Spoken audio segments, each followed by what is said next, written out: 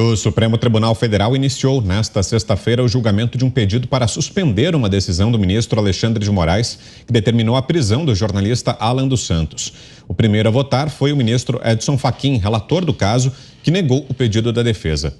Alan é acusado de incentivar supostos atos antidemocráticos e teve sua prisão e extradição decretadas por Moraes em outubro do ano passado, além de determinar que o nome do jornalista fosse incluído na lista da difusão vermelha da Interpol, mas nenhum dos decretos foi cumprido.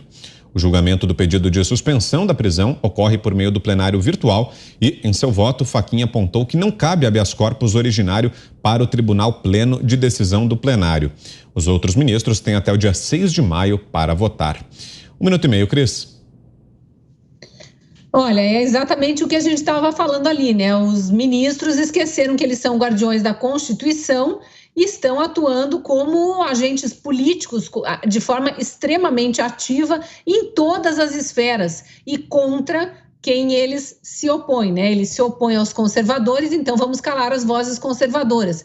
Quem são as vozes conservadoras? Os jornalistas independentes, aqueles comentaristas que ousam ir para o YouTube, criar um canal próprio, falar o que pensam, estão sendo todos desmonetizados ou perseguidos ou presos, como foi o caso de Wellington Macedo, foi o caso de Oswaldo Eustáquio, como é o caso de Alan dos Santos, que resolveu se refugiar no exterior, é um exilado político, sua família aqui no Brasil há 2 anos quase sem poder vê-lo, ele tem filha pequena, ele tem filha especial, inclusive, que não consegue atender porque está distante, consegue atender ali virtualmente apenas, mas veja, aqui um brasileiro patriota, um brasileiro livre, está sendo submetido por conta de vontades pessoais, vingancinhas de ministros do STF. Que ato antidemocrático que ele cometeu, descreva mais claramente para a população poder se posicionar, inclusive.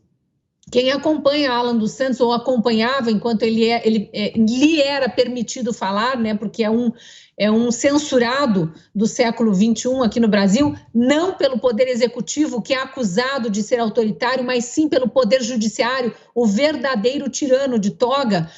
Que ato antidemocrático que ele cometeu, os seus seguidores jamais viram ato antidemocrático em qualquer de suas falas. Então, que se coloque de forma clara para a população brasileira, para a gente poder saber por que tamanha perseguição a esta pessoa especificamente. E também em relação aos outros, né?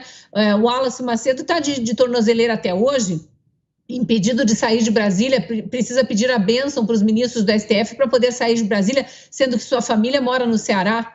Oswaldo Eustáquio sofreu tudo que a gente viu, foi preso, sofreu um possível acidente, mas ele diz que foi torturado na prisão. Não vemos esclarecimentos a respeito desses casos. E aí tem políticos com foro privilegiado, o caso de Daniel Silveira é um exemplar. Tem ex-políticos que não têm foro privilegiado, como Roberto Jefferson. Por que esse julgamento está no STF? É tudo tão errado, tão absurdo, que não surpreende Fachin vir agora se opor a esse pedido da defesa. É claro que ia ser contra.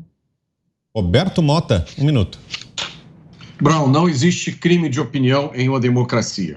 Liberdade de expressão não é um benefício concedido pelo Estado, é um direito natural. Alan dos Santos é um homem de bem. O que está acontecendo com ele me lembra aquela história do livro Revolução dos Bichos, em que os porcos fazem uma revolução para dar igualdade para os bichos. Quando os porcos chegam no poder, começam a mandar todos os bichos para o matadouro. Aí os bichos vêm perguntar aos porcos: mas porcos, e as igualdades que vocês prometeram, a igualdade de todos os bichos? E aí os porcos respondem: todos os bichos são iguais, mas alguns bichos são mais iguais do que os outros.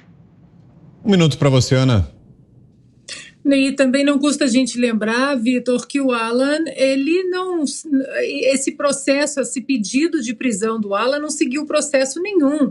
O Alan não é condenado, não seguiu absolutamente nenhum rito do tal Estado democrático de direito que eles tanto falam aí e maltratam, porque da maneira que eles falam e da maneira que eles aplicam as nossas leis, é um absurdo, né? É uma aberração. E lembrando também que o Alexandre de Moraes pediu essa semana que a Anatel derrubasse todos os sites do jornalista Alan dos Santos, o site dele ali, o Terça Livre, onde ele ministra cursos, palestras e tem os seus vídeos e se comunica, e que é a principal fonte de renda dele e da família dele, como a Cris muito bem lembrou. Ele tem filhos, ele está há 2 anos sem ver a família, ele tem uma filhinha que precisa de cuidados especiais, teve uma doença raríssima, não consegue ver a família. É um absurdo isso tudo que estamos vivendo. É aterrorizante, é direto de páginas soviéticas, não tem outra maneira de colocar. E é preciso que nós estanquemos isso através do Senado, cobrando os senadores para que eles coloquem um processo de impeachment no plenário do Senado e cobrando aqueles candidatos que estarão na cédula em outubro agora, o que eles pensam exatamente dessas inconstitucionalidades desses ministros e o que eles pretendem fazer em 2023 para parar essa sandice, essa loucura que tomou conta aí do STF.